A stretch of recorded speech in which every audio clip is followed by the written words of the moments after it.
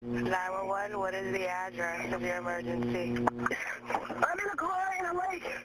Where? A frantic call to 911. A woman slides off the road and into a pond. Her car sinking. Her only lifeline? 911. Where are you? What Fairway.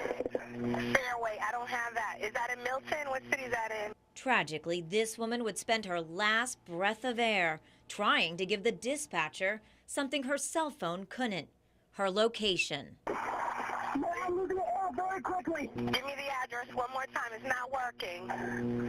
Ma'am, I lost her. It took emergency responders nearly 20 minutes to track down the young woman's car. We found the vehicle there. It was already underwater. The doors were locked and the windows were all up. It was too late. She would die in the hospital. This tragedy happened in Georgia, but it exposes a deadly disconnect nationwide. Too often when you call 911, the dispatcher doesn't immediately know where to send help. Dinwiddie 911, where's your emergency? Of course, if you are able to speak and know your address, this is not an issue. But sometimes the caller can't talk. We saw the problem firsthand at the Dinwiddie County 911 Center. We made a test call from inside the center. But when our call came in, what the dispatcher saw on her screen was not the address for the 911 center.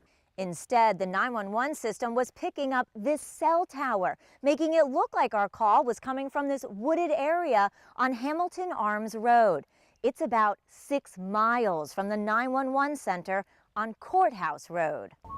Fortunately, Dinwiddie has an advanced system where they can do what's called a rebid and pinpoint the caller's location. Still, it took 2 potentially critical minutes to find me. And not all localities have that opportunity. Particularly if you're traveling in the rural southwest part of the state. Plus, We're at on Carson Road, ma'am. even when the dispatcher can pinpoint your address, depending on the type of building you're in, they can still have trouble finding you.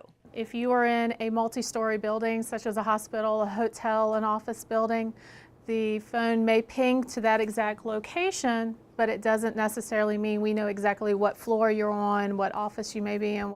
The majority of our calls now on our 911 lines are going to be wireless calls. Here in the city of Richmond, where there are more cell towers around than in a rural area, we're told the address of a caller is never that far off. Richmond 911, where's your emergency? Still, we do a test call here, and the first address the system picks up is a cell tower on Semmes Avenue. It's about 2 miles from the 911 center on North Hopkins Road. Within seconds, the dispatcher is able to quickly rebid and find us. And as you see here, this is the location that the call came at. Right here in between our communication center and our parking lot. That was pretty accurate. Pretty accurate. But again, it's not perfect. And what's going on there? And in an emergency, when every second counts, it could be life or death. That tragedy in Georgia has prompted the FCC to adopt new rules, giving cell phone carriers 2 years to improve cell phone location information for at least 40% of all wireless calls, 80% within 6 years. Until then, Make sure you're aware of your surroundings. Make sure, especially if you're traveling, keep an eye on mile markers or landmarks. If you're on the highway, remember mile markers are good things. Buildings, the colors of buildings, the 100 block of the street that you're on as well.